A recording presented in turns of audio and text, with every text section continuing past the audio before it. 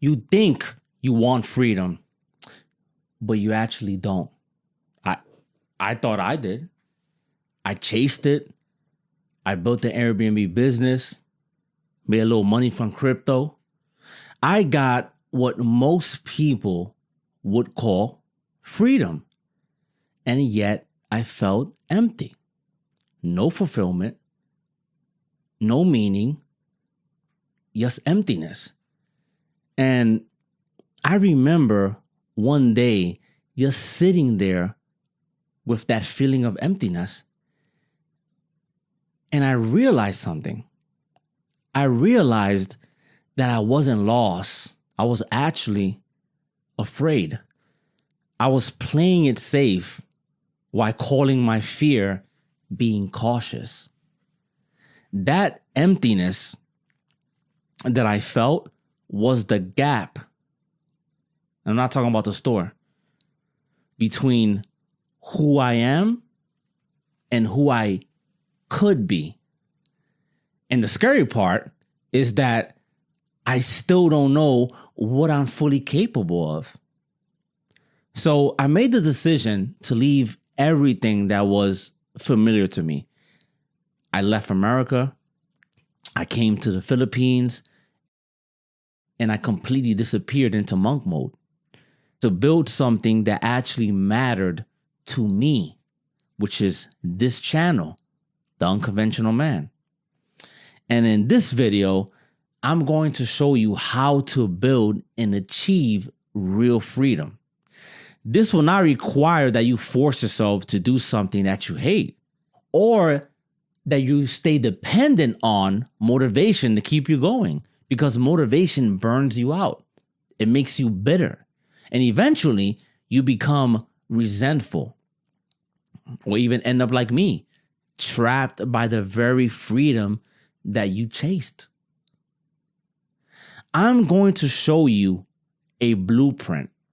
All right, a blueprint that is grounded in philosophy and psychology, built around how people actually work, not some self-help nonsense disguised as wisdom. So this blueprint came from doing nothing, just walking, coffee, and a notebook.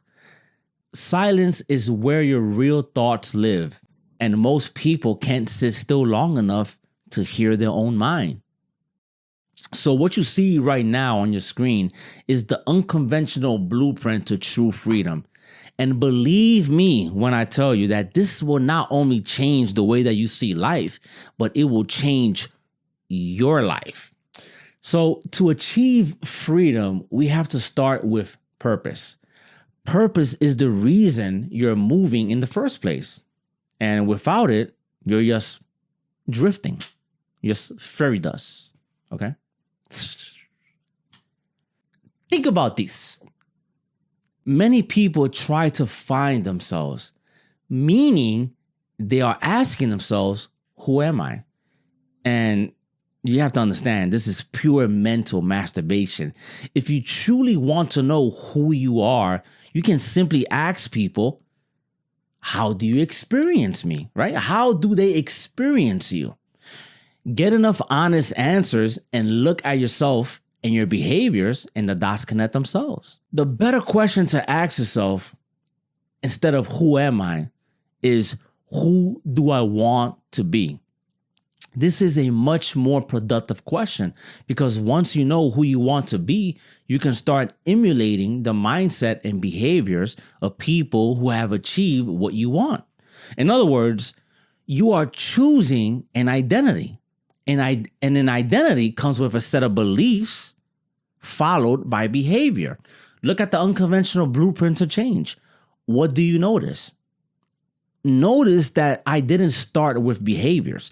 The majority of people try to change their behavior, and that's where they fail.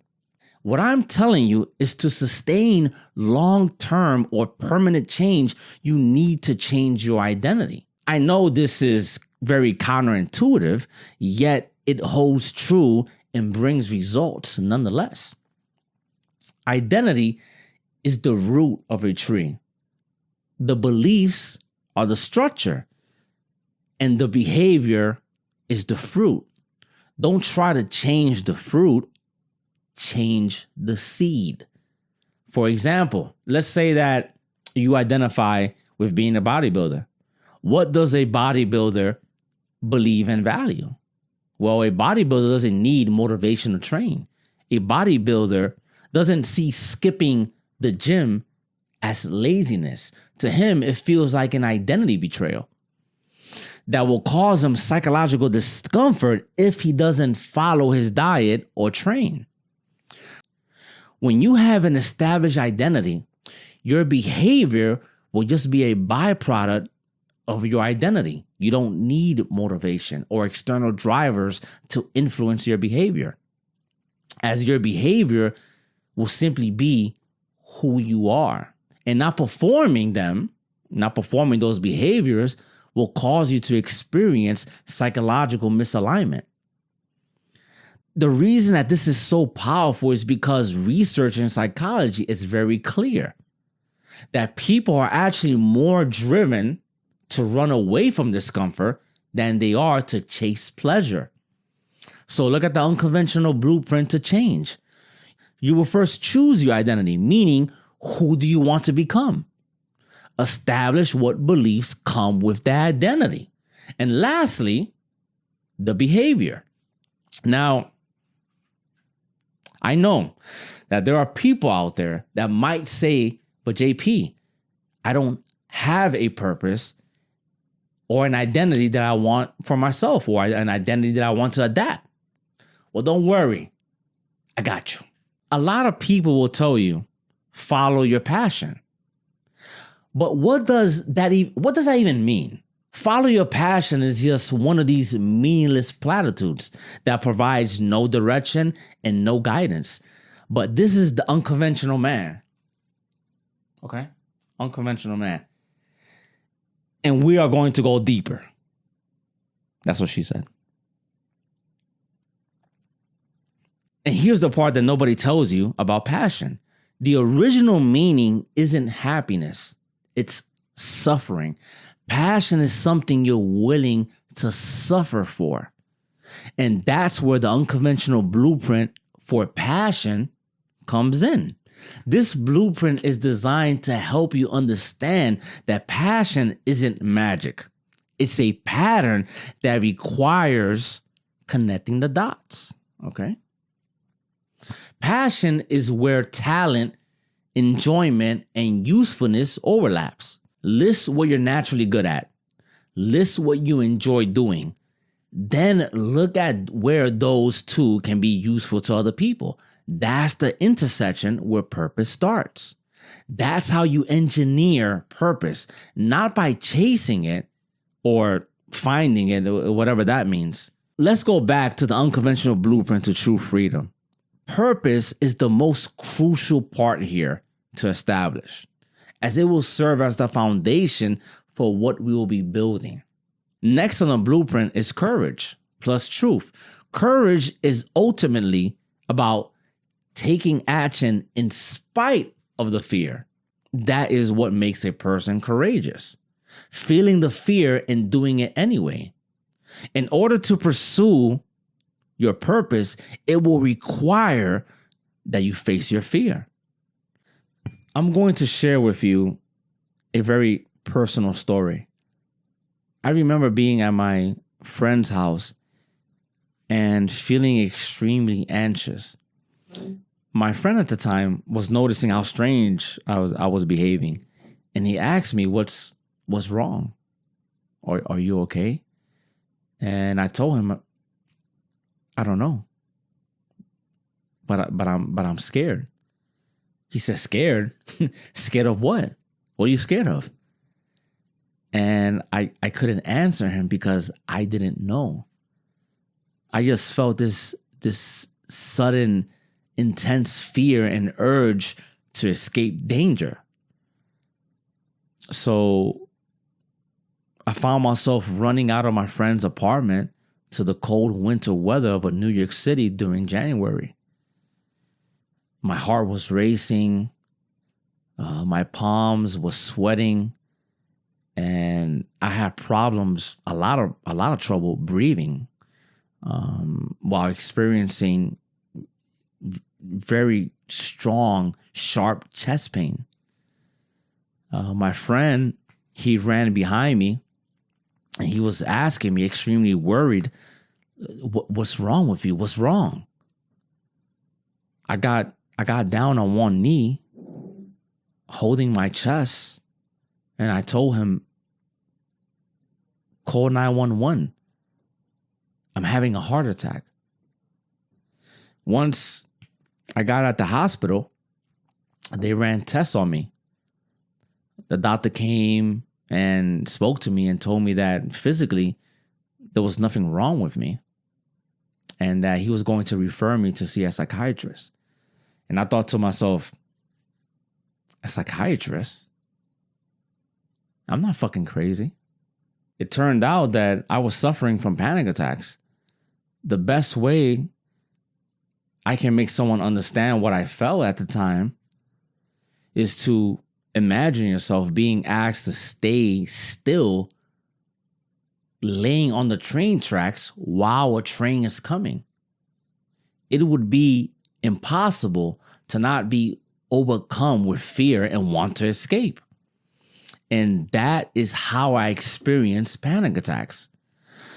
I remember staring at the medication I was prescribed to deal with the panic attacks, thinking to myself, if I take this medication, I'm going to become dependent on them. The thought of that angered me so much that I grabbed the bottle and threw it in the trash. Then I went on Amazon and I ordered 5 books on panic attacks because I was determined to face my fears head on. And today, I'm very happy to tell you guys that you can't even pay me to have a panic attack. It's just not even a thought or a thing in my life at all. Now, I share this story to illustrate that the fear that I felt was 100% real. But the thoughts that were creating that fear were not. This is what you need to remember. Everything that you want in life is behind the fear that you're avoiding. There's a quote. I don't know who said it, but the quote goes something like this. What you resist not only persists, but will grow in size. In life, pain is unavoidable, but suffering, however, is an option. Now, let's take a look at the unconventional blueprint of fear. So we start with thoughts. Thoughts are the story or narrative that we tell ourselves. From thoughts, we get fear. So how does that fear manifest? Is it a racing heart? Is it sweaty palms? After fear is behavior. Is the fear causing you to avoid, hesitate, or does it put you in a state of paralysis? Lastly, is the outcome, which is the cost. Your choices have a price, and you will pay for it. I emphasize on the importance of the quote on the bottom of this blueprint. The fear that you feel is real, but the thoughts that are creating them may not be. Just because you're thinking about it doesn't make it true. A building is real. A building growing legs and dancing isn't. So ultimately, you should understand that there is no shortcut, no magic pill, and no magic formula to overcome fear. You need to take action while feeling the fear. This is what courage is. If it was easy and not fearful, then the action wouldn't require courage. Now let's speak about truth. I spoke about courage first, as courage is a necessity in order to speak the truth. Most people aren't trapped or failing because they lack effort. They're trapped and failing because they're trying to negotiate with reality instead of accepting it. Freedom begins the moment you stop trying to manipulate or argue with reality. One of my all-time favorite quotes: "You can avoid reality, but you cannot avoid the consequences of reality." It's like using a broken GPS. You can take a 10-hour drive, but you will just end up at the wrong location. Truth fixes the GPS. It guides you in the right direction. Truth requires self-knowledge, but that's a blueprint of its own. Truth is objective, not subjective. When you hear people say there's no truth but your truth, ask them, is that true? Is that true? Saying my truth is like saying my math. There's no ownership here. It's either true or it's not. Our ability for self-deception is limitless. If telling the truth destroys a relationship, you never had a relationship. Lying to yourself causes you to choose the wrong partners, the wrong friends, the wrong career, the wrong goals, the wrong strategy, the wrong risk, the wrong sacrifices. And that is the bill that reality collects. This is why in the unconventional blueprint to true freedom, truth comes before discipline, because you can be disciplined and still ruin your life if you're aiming at the wrong target. Truth decides where you're going. Discipline is how you get there. Truth is seeing what's real. Discipline is acting on it. Discipline is choosing the truth over and over again, even when it's uncomfortable. Truth shows you the path. Discipline keeps you on the path. When identity is clear and truth is accepted, discipline stops being forced. It becomes alignment. In other words, you are behaving in accordance with who you are or who you've chosen to become. Freedom is the space. Purpose is what fills that space. And without purpose, freedom feels empty. That's why I felt empty with the freedom that I gained. The goal cannot be freedom. Freedom is a vehicle, not the destination. If freedom is your destination, the journey ends there. No more learning, no more growth. What a meaningless life that would be. If this video helped you think differently, comment down below and tell me what part hit you the hardest. Share it with someone who needs to hear this, and subscribe for more videos like this, or to be a part of the unconventional community. Deep down, you already know what lies you're telling yourself.